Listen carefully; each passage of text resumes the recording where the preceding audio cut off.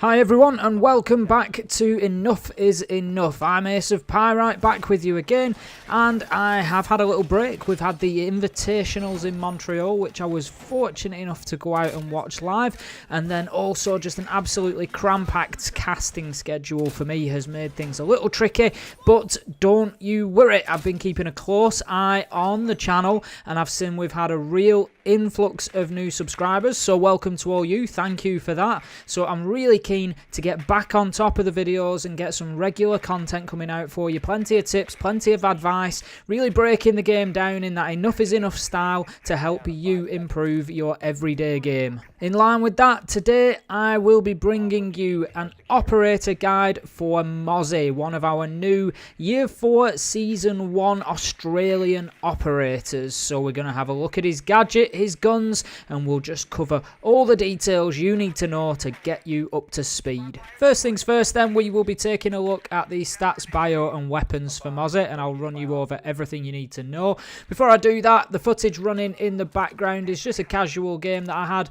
Got a couple of examples later on as well for you of how to use Mozzie in different scenarios, but quite often before I start taking an operator into ranked with my 5-man team, I don't want to be letting them down, so I hit casual, get plenty of hours under my belt and then move on to ranked, so that's why the footage is from there. Taking a look first of all at his bio then, we can see that Mozzie is named Max Goose. He is from the SASR, hailing from Portland, Australia, and as we've said, nickname is Mozzie.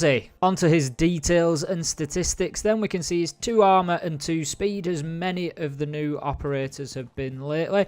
He has a unique ability which is a Pest Launcher, which we can see there launches autonomous bots that latch onto nearby enemy drones, hijacking their control. So basically you get, as a defender, full control of the attacker's drones. Even a Twitch drone, you can zap the opponents as well. Running through his weapons options quickly then, he has the Commando 9 assault rifle, which we can see quite high damage, lower rate of fire.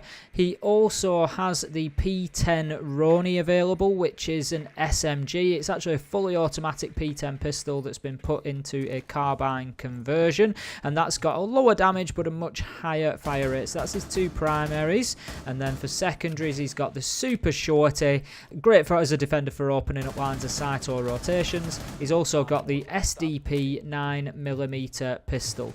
Now my personal choice is the Commando 9 assault rifle. I like the assault rifles, I like the greater distance that you can take fights over. Quite unusual for the defenders to have assault rifles, obviously Jaeger being the other notable exception. Moving over into a custom game then, as we so often do in these operator guides, we're going to take a look at Mozzie's Pest Launcher first of all. So you can see we deploy one of his pests there. It's sort of like a droid style spider, and when you deploy it, a white circle appears around it, and that's going to be its area of effect. So whenever a drone then goes in there, it's going to get captured by that pest. You can see they are great for covering single doorways. The white circle just about covers that whole doorway, but it's just about being creative how and where you use these.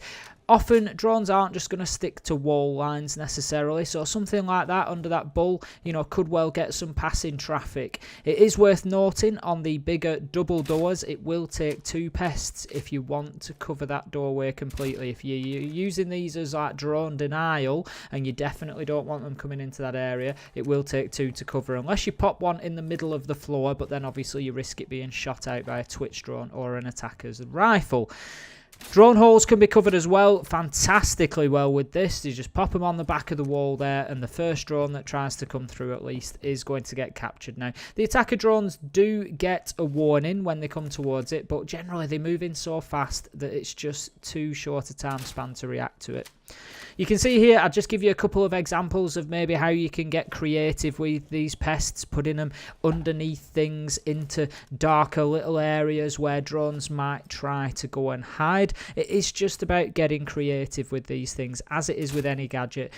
What I really like about these from Mozzie is that they're simple. You know, we've seen so many complicated gadgets and global abilities and things recently. These are simple. You just put them out there and you're looking to capture a drone, and then it gives you that advantage of information that is so important in Siege. And like I said, it's just getting used to different levels where the drones are popular for being placed. You know, go and have a look at a few of my drone videos. You'll see I've got got some fantastic static spots on there that can be completely denied by these pests. For example, if one of those spots was on top of the piano here and it gave a powerful view and a lot of information, put a pest up there, the attackers are not going to be able to use it unless they remove that pest or lose a drone to it first. So very, very powerful.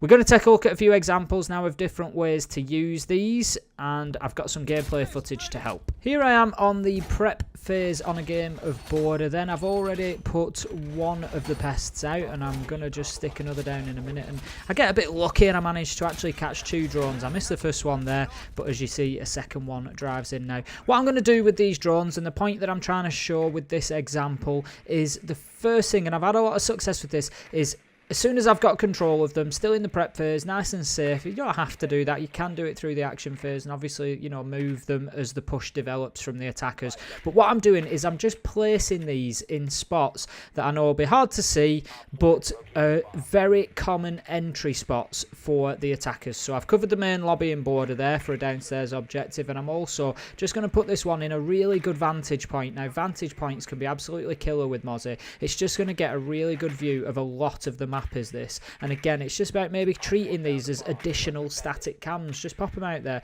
The attackers are never looking for them because there's never usually a cam there, and look at the information that you're feeding back into your team from that, and then you can just go about the round as normal. And I left this bit in where Blitz tries to attack me because that is unfortunate. The next piece of footage that I've got for you just shows a couple of different examples and points that I wanted to make to help you use Mozzie as well. So you can see there, one of the first things I tend to do is I'll just pop one out before I start reinforcing, because obviously those drones are coming in nice and early, so you don't want to be applying them to doorways and things at a point where the drones will already be in sight. I get a little bit lucky with this one and I catch a twitch drone, but the important example here is what I quite often do is when I know that I've caught a drone, I will move quickly into it and just put it in a little corner out of the way to try and keep it safe, because teammates I've found will, if you're in a 5 stack, maybe not, but quite often they'll still have a pop and just shoot a drone on its way past. It's just sort of natural response, I think.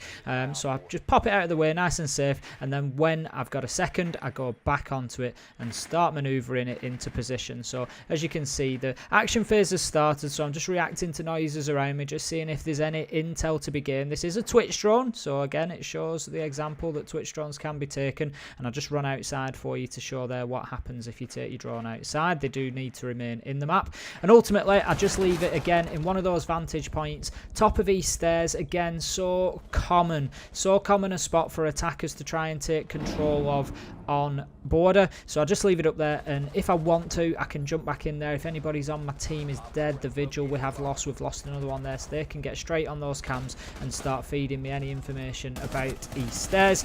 I do get a challenge in there, and I managed to win this one in a second, and I've just left the clip in so you can see that really sweet reload for Mozzie there. Skipping back to that footage that I used during the intro then, because again there's another few points in here that I just want to make that I think will be useful for you. So we'll just run through that again and I'll highlight them as I go. It's quite interesting because we're playing with a mute on our team. You can see I managed to catch a drone nice and early there, and I get the little blue ping to tell me that I've got one. But like I say, interestingly, we do have a mute on the team, and I know one of the questions I had, and you probably have, is do mute jammers affect the drones that you capture? And the answer there would be that no, they don't. As you can see, I've just skimmed past a mute drone there, and then I'm just going to leave this again in one of those vantage spots, just looking at that potential approach to site there, and then I can know that I've caught another drone, so I'll jump on, skip through to that one, and I'll even have a better look at a mute jammer here. So you can see definitely not impacted by those, although I believe any destructive items like banded barbed wire and things, they would be impacted by. So again, this one I'm just going to leave in a vantage point around the other side of site. I'm just going to once again leave them there for information, just to allow my teammates or myself to jump on there and just feed back anything that we're seeing. And we do actually start getting a few pings. I take that drone out because I know that I'm out of ammo, I can't capture anymore, so it's still important to make sure that you keep on top of those drones. You don't want them sat in sight being able to feed information back to the attackers. So here I just get a nice cheap kill onto Ash. The Ash charge on a barricade is a bad decision, let's be honest. It's probably a bit of a casual decision.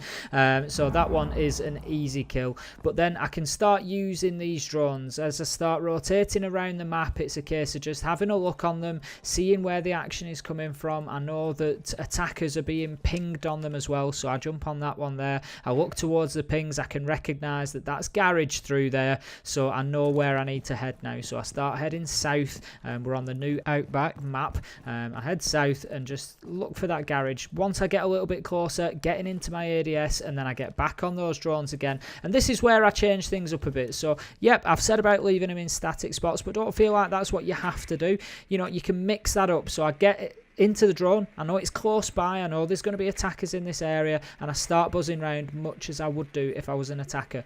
Gridlock has been putting some traps down, so that tells me she's headed in that direction, and she's put them down there to watch her flank. So what I'm going to do, I'm going to bait that out by taking the shots onto them. She's going to presume somebody's coming from behind, and then I just have a look onto that ping, and it's an easy kill onto the Gridlock there, and another couple of those beautiful Mozzie reload animations for you. My overall view of Mozzie there then is that he is nice and simple.